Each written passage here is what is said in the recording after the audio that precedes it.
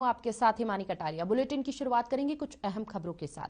खबर चंडीगढ़ से है, जहां हरियाणा राज्य सूखा राहत और बाढ़ नियंत्रण बोर्ड की बैठक के बाद मुख्यमंत्री का बयान सामने आया है। सीएम ने कहा कि इस बैठक में अगले साल में जो भी कार्य किए जाएंगे उसे फाइनल रूप देने का काम किया है। वहीं प्रदेश के अंदर बोर्ड ने 320 नई योजनाओं को स्वीकृति दी है, जिसकी लागत 494 करोड़ है। इसके साथ ही सीएम ने कहा कि पहले पानी का भराव होने पर पानी को ड्रेन आउट करते थे ताकि बाढ़ से सुरक्षा की जाए। इस बार उस पानी को ड्रेन आउट करने की बजाय इस्तेमाल करने के प्रबंध किए गए हैं। 2021 में इस साल में यमुना में कोई बाढ़ नहीं आई है। हालांकि भिवानी, रोहतक, झज्जर, हिसार में बाढ़ जैसे हालात उत्पन्न हुए थे, उसे निपटने के भी कार्य किए जा रहे हैं। वहीं जिन किसानों की भूमि में जलभराव की वजह फसल बर्बाद हुई है, उसकी गिरदावरी करवाकर 650 करोड़ का मुआवजा किसानों को दिया जाएगा। 1 लाख एकड़ भूमि के सुधार के लिए योजनाएं बनाई हैं। इसके लिए हमने एक पोर्टल बनाया है, जिसमें जो भी किसान रजिस्टर करेंगे उन्हें लाभ दिया जाएगा। बोर्ड के द्वारा कुल 320 नई योजनाओं को रखा था और बोर्ड में उन सबको पास कर दिया। 494 करोड़ की ये सब योजनाएं होंगी। एक योजना पानीपत की पहले रिजेक्ट की गई थी, छोटी योजना थी, लेकिन बाद में वो कोई एक विवाद था, उसको समाप्त होने के बाद आज उसको भी जोड़ दिया गया। मात्र वो 16 लाख रुपए की एक योजना थी। इस बार विशेष ध्यान ये रखा गया है कि जो पानी हम पहले ड्रेन आउट करते थे और बाढ़ आदि की सुरक्षा की दृष्टि के लिए, इस बार उसको पानी को दोबारा से उपयोग करने के लिए रीयूज करने की जो स्कीमें हैं उसको भी विशेष बल दिया गया, ताकि जिस पानी को हम ड्रेन आउट करते हैं वो पानी हमारा ऐसा सूखा क्षेत्र, खास करके भिवानी जिला, दादरी जिला, महेंद्रगढ़ जिला, जिन जिलों में इस पानी को वर्षा के दिनों में भी तालाब और जितने भी वहाँ ड्रेन्स और खेत खाली पड़े हैं उसके अंदर डाल करके रिचार्जिंग के नाते से उपयोग किया जा सकता है। इसकी 221 करोड़ रुपए की ये योजनाएं इस बार अलग से बनाई गई हैं। कुल मिलाकर 2021 का ये जो वर्ष गया है, इस वर्ष में वर्षा के दिनों में पहली बार यमुना के क्षेत्र में कोई बाढ़ नहीं आई है, वरना यमुना का क्षेत्र भी बाढ़ के द्वारा प्रभावित होता था, लेकिन सब योजनाएं पिछले वर्ष जो बनाई गई थी उसका उपयोग हुआ। यमुना के किनारे कोई बाढ़ नहीं आई। हाँ, ये ठीक है कि भिवानी, रोहतक, झज्जर, हिसार और सोनीपत जैसे जिलों में भारी बारिश के कारण से निचले इलाकों के अंदर पानी रुका, काफी खड़ा हुआ, जिसके कारण से फसलों को नुकसान भी हुआ। बहुत एरिया ऐसा था जिसमें फसल की बुआई भी नहीं हो सकी, तो उसका रेवेन्यू डिपार्टमेंट ने जो आकलन किया है सब गिरदावरी वगैरह करके, तो इस बार लगभग 650 करोड़ रुपए का ये मुआवजा दिया। नू लघु सचिवालय के कॉन्फ्रेंस हॉल में मुख्यमंत्री मनोहर लाल की अध्यक्षता में आयोजित हरियाणा राज्य सूखा राहत और बाढ़ नियंत्रण बोर्ड की बैठक हुई। यह बैठक वीडियो कॉन्फ्रेंसिंग के माध्यम से हुई, जिसमें उपायुक्त कैप्टन शक्ति सिंह ने कहा कि जिला नू के लिए सूखा एवं बाढ़ राहत परियोजना के तहत बोर्ड की 52वीं बैठक में लगभग 14.65 करोड़ की लागत से कुल 12 योजनाएं स्वीकृत की गई थी, जिन पर कार्य चल रहा है। और अब राज्य सूखा राहत और बाढ़ नियंत्रण बोर्ड की 53वीं बैठक में जिला के लिए 8 योजनाएं स्वीकृत हुई हैं। इन योजनाओं पर लगभग 14.63 करोड़ रुपए का खर्च आएगा। उन्होंने कहा कि जिले में इन सभी योजनाओं के पूरा होने पर जिला के बाढ़ एवं सूखा संबंधी समस्या को हल करने में मदद मिलेगी। उपायुक्त ने कहा कि सरकार की ओर से बनाई गई योजनाएं सरकार के जल संरक्षण के विजन को आगे बढ़ाने का कार्य कर रही हैं।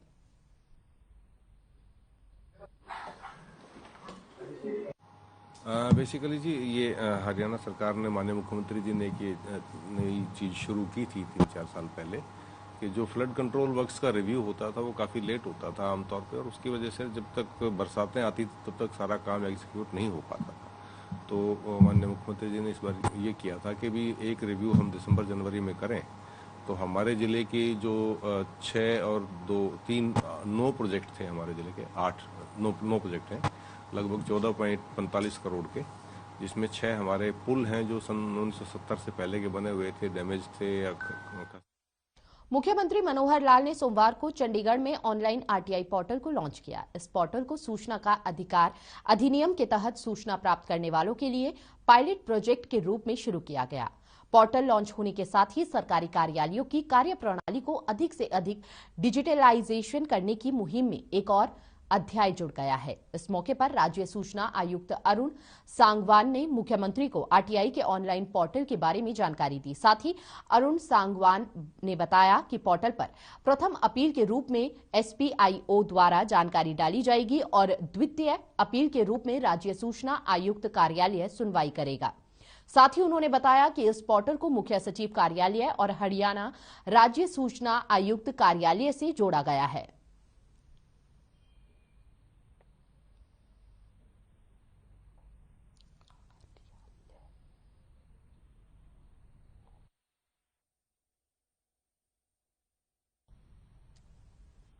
और खबर चंडीगढ़ से है, जहां हरियाणा के मुख्यमंत्री मनोहर लाल ने 100 करोड़ रुपए से अधिक की परियोजनाओं की समीक्षा के लिए प्रशासनिक सचिवों के साथ उच्च स्तरीय बैठक की अध्यक्षता की।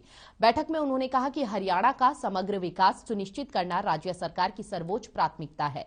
इसलिए सभी चल रही योजनाओं और परियोजनाओं के लिए मूल्यांकन और समीक्षा तकनीक चार्ट बनाया जाना चाहिए, ताकि समयावधि, पूर्ण प्रतिशत और अपेक्षित उद्घाटन तिथि की स्थिति स्पष्ट हो सके। बैठक के दौरान मुख्य सचिव संजीव कौशल ने मुख्यमंत्री को अवगत कराया कि वर्तमान में 14 विभागों की 80 से अधिक परियोजनाओं पर काम चल रहा है, जिनमें से आज की समीक्षा बैठक में 6 प्रमुख विभागों की 21 परियोजनाएं समीक्षा हेतु रखी गई हैं। सीएम ने निर्देश दिए कि जिन जिलों में जल जीवन मिशन का 100% कार्य हो चुका है,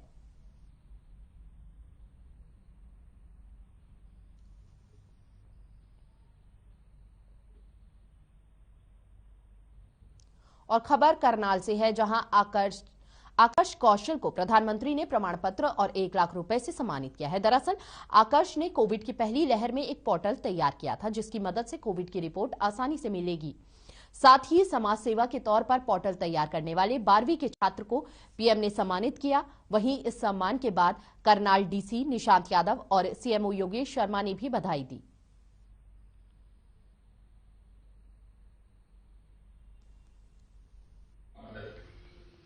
जैसे आज प्रधानमंत्री बाल पुरस्कार का वितरण था और ऑनलाइन तरीके से माननीय प्रधानमंत्री जी ने 2022 में देश भर के 29 बच्चों को ये पुरस्कार दिया, जिसमें करनाल का हमारे यहाँ से आकर्ष कौशल हैं, उनको अवार्ड मिला है। पूरे करनाल के लिए, पूरे राज्य के लिए गर्व की बात है।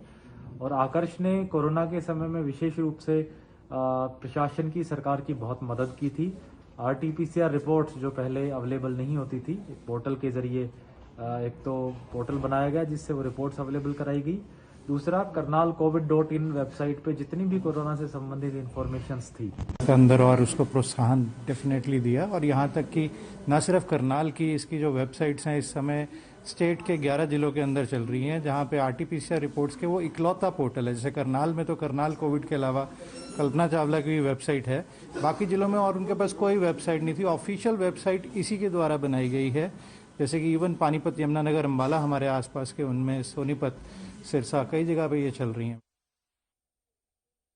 और पंजाब कांग्रेस पार्टी की मीडिया प्रभारी अलका लांबा ने अरविंद केजरीवाल पर गंभीर आरोप लगाए हैं। अलका लांबा ने आरोप लगाते हुए कहा कि अरविंद केजरीवाल को दिल्ली में बैठे केंद्र के मंत्रियों से ही यह जानकारी मिल जाती है कि कहां अगली रेड ईडी की ओर से होने वाली है। अलका लांबा ने यह भी कहा कि यह मैच फिक्स है और आम आदमी पार्टी भारतीय जनता पार्टी की भी टीम है। अरविंद केजरीवाल जी के सूत्र जो है वो ईडी में बैठे हुए हैं, उन्हें बिठाया गया है। कब कहाँ रेड करनी है ये वहाँ से तय मिलजुल कर। भुल्लर कब से जेल में है, कब से सोच लीजिए।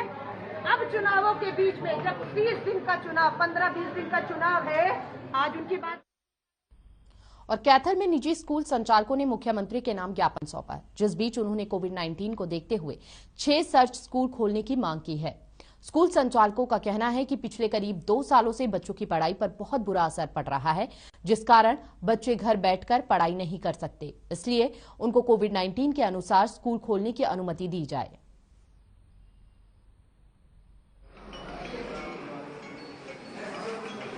स्कूल कोरोना काल में बंद हैं और उससे विद्यार्थियों का बड़ा भारी नुकसान हो रहा है। वो मानसिक रूप से, शारीरिक रूप से बीमार हो गए हैं और बहुत से बच्चों ने ना स्कूल छोड़ दिया है। जिससे ड्रॉप आउट का खतरा बहुत ज़्यादा बढ़ गया है।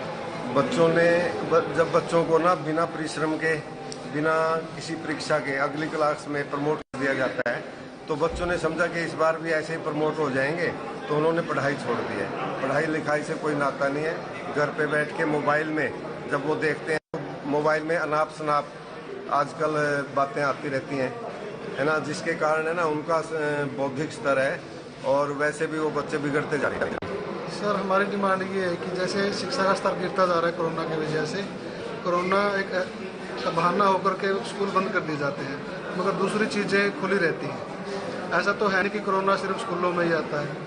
हमने पहले भी सरकार की हिदायतों को मानना है और आगे भी सुरक्षा की हिदायतों को मानते हुए हम सरकार से निवेदन करते हैं कि आप स्कूल खोलें, हम उन हिदायतों को मानेंगे, बच्चों की सुरक्षा का भी ध्यान रखेंगे, उनके पढ़ाई का भी ध्यान रखेंगे। ये आज की हमारी डिमांड है, इसलिए हम आज डीसी महोदय के पास आए हैं और इन्हीं के माध्यम से माननीय मुख्यमंत्री महोदय को हम ये।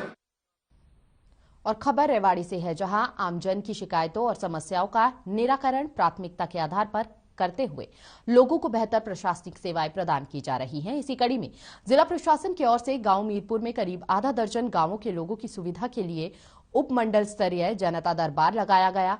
डीसी यशेंद्र सिंह के मार्गदर्शन में गांव मीरपुर में एसडीएम रेवाड़ी सिद्धार्थ दहिया की अध्यक्षता में राजकीय उच्च विद्यालय परिसर में जनता दरबार लगाकर गांव मीरपुर सहित गोकुलपुर, कुंभावास, जाट जाटी के ग्रामीणों की समस्याओं को सुनते हुए समाधान सुनिश्चित किया गया। वहीं एसडीएम सिद्धार्थ दहिया ने बताया कि सरकार की जनहितकारी नीतियों का लाभ ग्रामीण परिवेश तक सीधे तौर पर पहुंचाने के उद्देश्य से लगाए जा रहे खुले दरबार निश्चित तौर पर ग्रामीण विकास में अहम कदम है।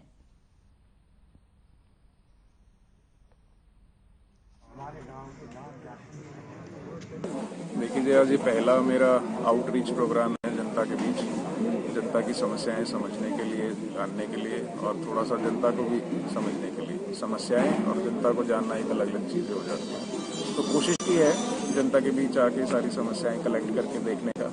तो लगभग 50 के करीब एप्लीकेशंस और कंप्लेंट्स आई हैं। उसमें से कुछ एक तो साफ सफाई की भी हैं। हमने कोशिश की है कि अपनी एजेंसीज के थ्रू साफ सफाई वगैरह। और खबर पंचकुला से, जहां कोरोना का कहर लगातार जारी है। पिछले 24 घंटे में 365 नए संक्रमित मिले हैं, जबकि 3 संक्रमित मरीजों की मौत हुई है। वहीं पंचकुला में अब तक 53,981 कोविड-19 के पॉजिटिव मामले सामने आए हैं।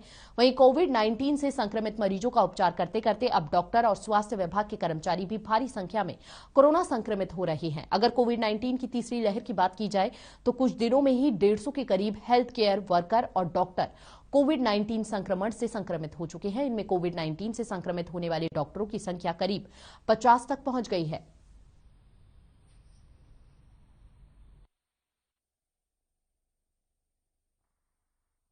डॉक्टर्स तो खाली नहीं, मैं हेल्थ केयर वर्कर्स को सभी को बराबर उस पे रखूंगी तर्ज पे। तो अराउंड 150 के अराउंड मेरे हेल्थ केयर वर्कर्स अभी तक इन्फेक्ट हो चुके हैं।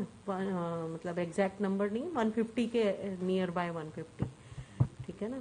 तो बाकी सब मोस्टली सब रिकवर कर गए हैं। जो कुछ केसेस एक्टिव केसेस हैं अराउंड 30। और दूसरी ओर प्रदेश में कोरोना का कहर लगातार जारी है, तो वहीं कोरोना के कहर पर लगाम लगाने की कोशिशों में प्रशासन भी लगातार सतर्क नजर आ रहा है। इसी कड़ी में झज्जर में पुलिस ने बिना मास्क के घूम रहे लोगों का चालान काटा और लोगों को जागरूक करने का काम कर रही है। तो वहीं 26 जनवरी की सुरक्षा को ध्यान में रखते हुए झज्जर में बाहर से आने वाली गाड़ियों की चेकिंग की जा रही है।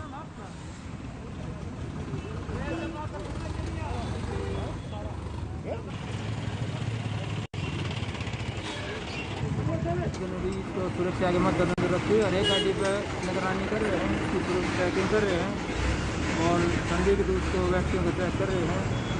और कोरोना महामारी को देखते हुए सभी को गाइडलाइन जो भी सरकार की हैं, उच्च अधिकारी का आदेश है, उनकी पालना में जो नहीं मानता उनके चालान कर रहे हैं, समझा रहे हैं और सभी को पालना। और भिवानी में सेना के एक जवान एक युवक को उसके भाई ने ही जमीन जायदाद के लिए बुरी तरीके से पीट दिया। वहीं पिटाई का वीडियो भी वायरल हो रहा है। बड़े भाई ने छोटे भाई को जमीनी विवाद को लेकर इतना पीटा कि उसे हॉस्पिटल में भर्ती करवाना पड़ गया। घायल जगमिंद अब भिवानी के चौधरी बसीलाल हॉस्पिटल में भर्ती है। पीड़ित परिवार ने मामले में कार्रवाई के लिए थाने में शिकायत दे दी। वहीं एसपी को भी शिकायत दी गई है। बता दें कि पीड़ित भारतीय सेना का जवान है।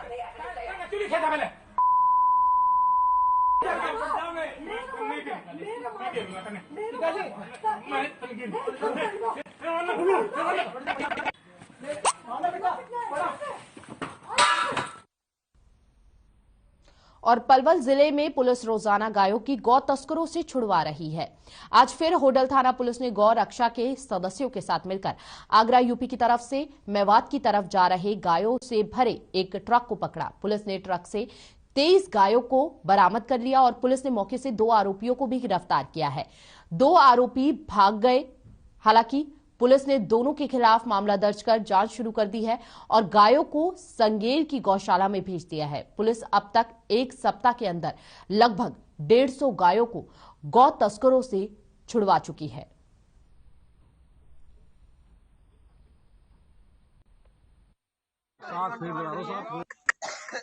तेजपाल सिंह बिल्कुल लगभग हमने 1 सप्ते में करीबन 65 से 70 गौवंश बचाया, जो कि टोटल गौवंश यूपी की तरफ से मेवात की तरफ होडल होते हुए मेवात की तरफ जाता है। ये जो गौकशी करते हैं, ये इन गायों को ट्रकों में भर के ले जाते हैं। आज ट्रक को जो हमने पकड़ा है, इस ट्रक को हमने डबचिक के पास पॉली हाउस के पास से कवर किया है। करीब 4:30 बजे हमें गौ रक्षा दल वालों ने सूचना दी कि डबचिक फ्लाईओवर के पास करमन बॉर्डर की तरफ से भरा ट्रैक्टर आ रहा है जो मेवात जाएगा। हम तुरंत वहां पहुंचे। हमने आने जाने वाले व्हीकलों का जो है सहायता लेकर उनको थोड़ा सा जाम किया और गाड़ी को काबू किया। 2 शख्स हमने मौके पर पकड़े और 2 शख्स जो है भागने में कामयाब हो गए। जो 2 शख्स हैं वो एक टपोकड़ा का है जिसका नाम नसीम है, दूसरा शख्स प्रकाश। और तरावड़ी से नीलोखेड़ी की तरफ जाने वाली जीटी रोड की सर्विस लेन पर बरसात का पानी भरने से वाहन चालकों को बड़ी परेशानी का सामना करना पड़ रहा है, जिसके चलते वाहन चालकों को निकलने में बड़ी दिक्कतें होती हैं। ऐसे में कोई बड़ी दुर्घटना होने की भी आशंका बनी रहती है। स्थानीय लोगों ने सरकार से मांग की है कि सर्विस लेन की सड़क की खस्ता हालत को सुधारा जाए ताकि वाहन चालकों को कोई परेशानी न हो।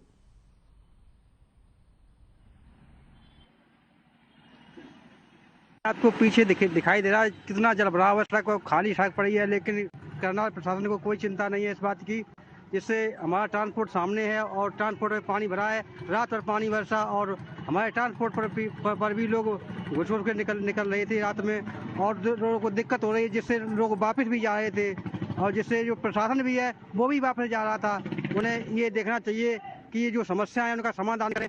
भाई साहब, यहाँ भाई ये तरावड़ी पुल है, जो तरावड़ी पुल से आगे ये पानी भरा हुआ है और यहाँ पे कल रात एक्सीडेंट भी हुआ है, क्योंकि यहाँ पानी बहुत है और कुछ दिखता नहीं, गहराई कितनी है कितनी नहीं। इसका कुछ ना कुछ समाधान तो होना चाहिए, नहीं तो यहाँ पे बहुत एक्सीडेंट होंगे। यहाँ पे पुलिस भी वापिस पीछे से पुल के पास से पुलिस भी वापिस मुड़ के गई है पानी। जिला विधिक प्राधिकरण की सचिव अंजलि जैन ने आज नांगल चौधरी स्थित ओल्ड एज होम का निरीक्षण किया। ओल्ड एज होम का निरीक्षण करते हुए अंजलि जैन ने उपस्थित सभी सीनियर सिटीजन से उनका हालचाल जाना।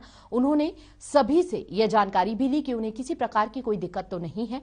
इस अवसर पर जिला समाज कल्याण अधिकारी अमित शर्मा भी उनके साथ मौजूद रहे। आपको बता दें कि जिले भर में एकमात्र ओल्ड एज होम है जो नांगल चौधरी में स्थित है। जिला विधिक सेवा प्राधिकरण की सचिव अंजलि जैन ने कहा कि समय समय पर ओल्ड एज होम का निरीक्षण किया जाएगा। यह भी तय किया जाएगा कि ओल्ड एज होम में रहने वाले बुजुर्गों को हर प्रकार की सुविधाएं प्राप्त हो।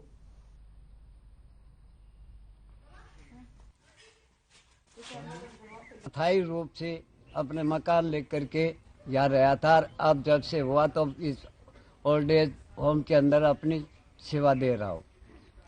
और मैं चाहता हूँ सरकार इस प्रकार से बुजुर्गों की अगर सुनता रहा तो सब कुछ मौज ही मौज है। यहाँ कोई परेशानी दिक्कत ना जी, परेशानी नहीं। टाइम पर चाय मिल जाए, टाइम के ऊपर खाना मिल जाता है। व्यवस्था जैसी सरकार करती है हमने नहीं मालूम क्या बढ़िया हो रहा। सेवा पानी हाँ फर्स्ट क्लास हो रही है। सेवा पानी सही हो रही है? हाँ बिल्कुल, किसी तरह कोई तकलीफ ना जी, किसी चीज की परेशानी नहीं है। घर का जैसे माहौल मिल रहा है यहाँ पे? हाँ बिल्कुल, वहाँ से बदतर। घर वालों की याद नहीं आती अभी? नहीं, बिल्कुल नहीं आ रही। जिला विधिक सेवा प्राधिकरण नारनौल के द्वारा मैडम अंजलि जैन द्वारा आज ओल्ड एज होम का विजिट किया गया है। नांगल चौधरी में ये जिले में एकमात्र नंगल चौधरी में ओल्ड एज होम है। आज यहाँ पे 22 सीनियर सिटीजन पुरुष व महिलाएं रह रहे हैं और जिले में एकमात्र ये ओल्ड एज होम है। नहीं, हमने बारी बारी से सभी बुजुर्गों से मिलकर के ये पता किया है, ओल्ड एज होम में बिल्कुल ये और गुरुग्राम में बीते लंबे समय से आंगनवाड़ी कार्यकर्ता अपने परमानेंट होने को लेकर जिला प्रशासन के सामने प्रदर्शन कर रही है। उनका कहना है कि उन्हें परमानेंट किया जाए। वहीं ऐसे में आंदोलन करने वाली 4 आंगनवाड़ी कार्यकर्ताओं को जिला प्रशासन की ओर से टर्मिनेट कर दिया गया। इसी को लेकर इन आंगनवाड़ी कार्यकर्ताओं ने गुरुग्राम के विकास सदन का घेराव किया और सीधे तौर पर यह मांग की गई है कि उनकी 4 आंगनवाड़ी कार्यकर्ताओं को फिर से बहाल किया जाए, नहीं तो इसी प्रकार आंगनवाड़ी कार्यकर्ता विरोध प्रदर्शन करते रहेंगे।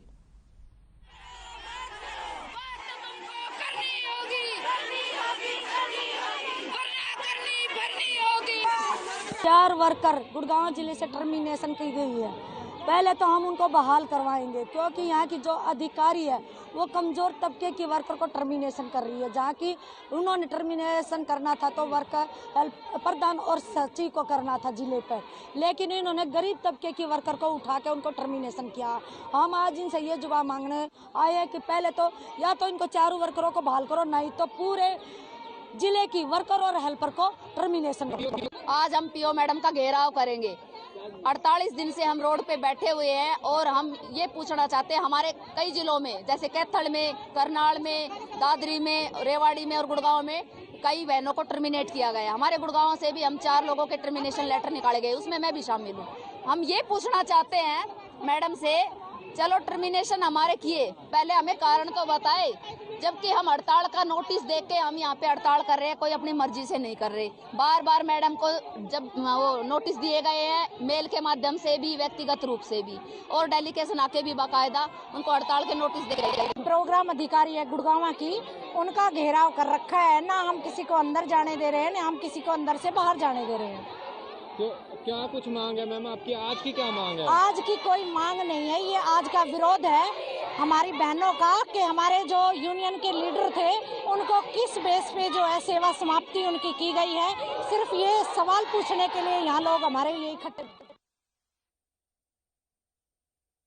और साइबर सिटी के नाम से जाने वाले शहर गुरुग्राम के सेक्टर 9 की मुख्य सड़कें पूरी तरह से टूट चुकी हैं। सेक्टर 9 इलाके में लगने वाली मुख्य सड़क JMDA के अधीन है और बाकी इंटरनल सड़कें नगर निगम के अधीन है। मुख्य सड़क हो या सेक्टर के अंदरूनी रास्ते, सभी से सड़कें गायब है और सड़कों की जगह 1-1 फीट से भी ज्यादा गहरे गड्ढे हैं। इन गड्ढों में भी सीवर का गंदा पानी भर जाता है। सड़कों पर इन्हीं गड्ढों की वजह से सेक्टर 9 में रहने वाले लोग और वहां से रोजाना गुजरने वाले लोग बिल्कुल परेशान हो चुके हैं।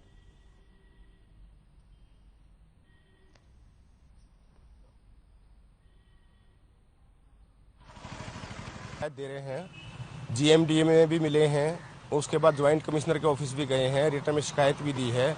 हमारी CRPF सोसाइटी है, विंग्स है और अभिनव अपार्टमेंट है, तीनों ने ज्वाइंट भी दी है। सेक्टर 9 के प्रेसिडेंट से मिले हैं, संजय प्रधान को भी साथ लेके गए हैं, लेकिन 6 महीने से कोई सोल्यूशन नहीं है। ये पहले ज्वाइंट क्या था, पहले यहाँ से ब्लॉकेज हुई थी, ये ब्लॉकेज यहाँ से इन्होंने पाइप डाल दी। जब सर्वे किया, ज्वाइंट कमिश्नर वगैरह आए तो इन्होंने टेम्परेरी सोल्यूशन यहाँ से दे दिया। उसके बाद आगे से लाइन फिर पीछे से कॉलेज तक बंद होती गई, ये आगे से आगे पाइपें ही डालते जा रहे हैं। इसके अलावा कोई सोल्यूशन नहीं है। ये हमारी सुरक्षा का हिसाब आप देख लो।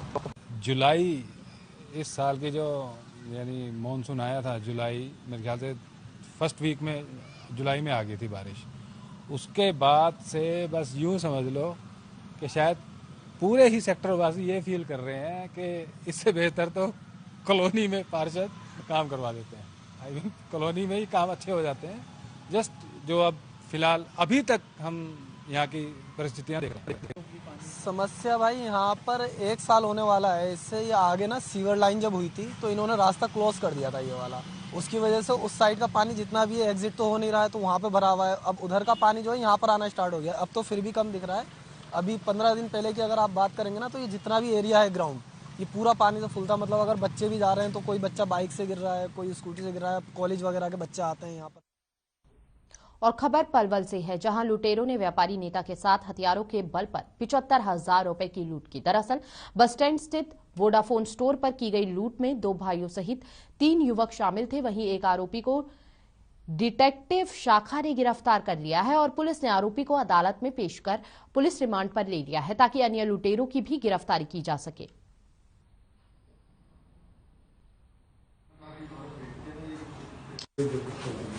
सोलह 12/2021 को बस स्टैंड के सामने वोडाफोन स्टोर व मनी ट्रांसफर की दुकान से 3 नकाबपोशों ने हथियारों के बल से 75,000 रुपए नगद व एक ओप्पो का मोबाइल छीना था। इस संबंध में कल 23/1/2022 को प्रकाश नाम के लड़के को गिरफ्तार किया गया है और इनके साथियों की भी इसका रिमांड लेके पूछताछ करके दोबारा इनके साथियों। और फिलहाल इस बुलेटिन में इतना ही। तमाम बड़ी खबरों के लिए बने रहिए हर खबर के साथ। नमस्कार।